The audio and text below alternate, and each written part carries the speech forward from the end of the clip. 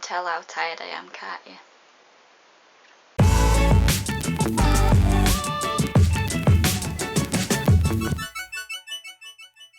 First of all, I'm sorry that I didn't put a video up yesterday, and now it's going to be really difficult for me because it's dark.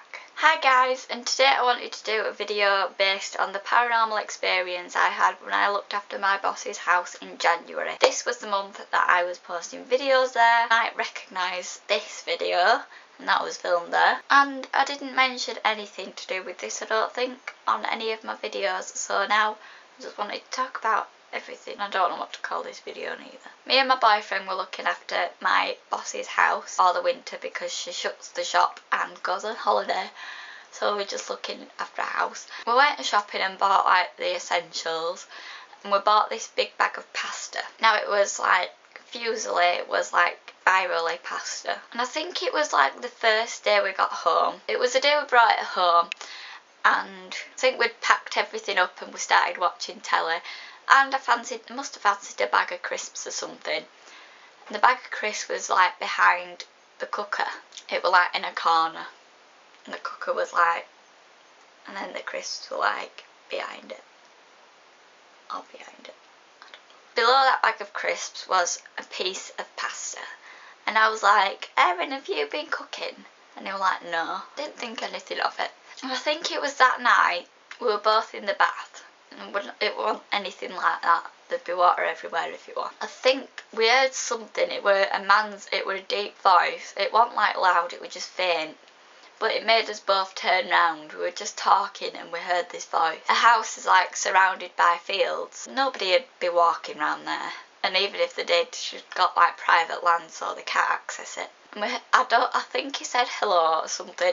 It wasn't anything like targeted towards me or my boyfriend. It was just something, I don't even know if we understood it, but it made us both turn round. I think I got out of the bath and went to go check, and there was nobody there, so we just thought, oh, it might be like the wind or something. And a few days later, I think he went to his house to go get something, and then I went to help him with the stuff in the boot. This was like, it's been about 5 days later or something, and I went to put my shoe on and there was some pasta in the bottom of my shoe. So I asked him, I says, did you put it in? And he says no. So I'm like, oh yeah, of course you're saying that, you're just like joking and stuff like that. And then a few days after that, I think I went in the kitchen and I saw some pasta in his shoes. And I took the shoe to him and I was like, why have you put pasta in your shoes? And he was like, oh, that must have been you. And I'm like, no, it wasn't me. Must have been the 3rd week we were there. We were there 4 weeks, obviously, because we were there the whole month of January.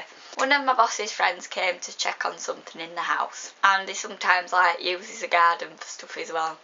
So he just came, and I was like, I'm gonna call him John. And I was like, John, bearing in mind John is like Steve Wilkos, he's like Vin Diesel, is a big bloke, proper tall and bulky, and well, not bulky as in fat, but muscly and like bald head and everything like that.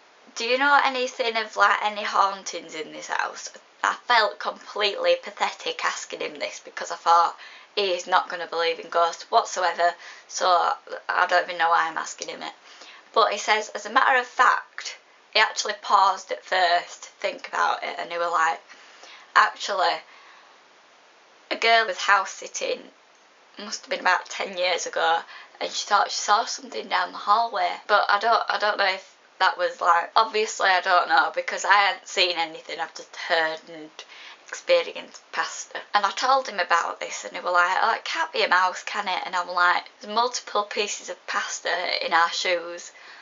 A mouse ain't gonna go back and forth all the time, obviously they'll just carry one piece if they want to. So anyway, we thought it were a bit weird, so we put the pasta on a higher shelf just in case it were a mouse. And I think this was a few days before actually, because I think I told him about this. I think I told John about this, but I'm not too sure if it was after or before. Now I've forgotten what this were over, but me and Erin had like a mega fallout. Like I thought we were going to break up, and I was like, oh my god, I'm going to be here on my own and there's like a ghost and stuff like that. And he drove off like home or somewhere, but obviously like because there's like bushes and stuff, I didn't know if he'd be like within distance. So I went to put my shoes on, meaning my boot. The big boots, like, just go below the knee. One of the boots was a bit filled with pasta. I mean, this was not a mouse.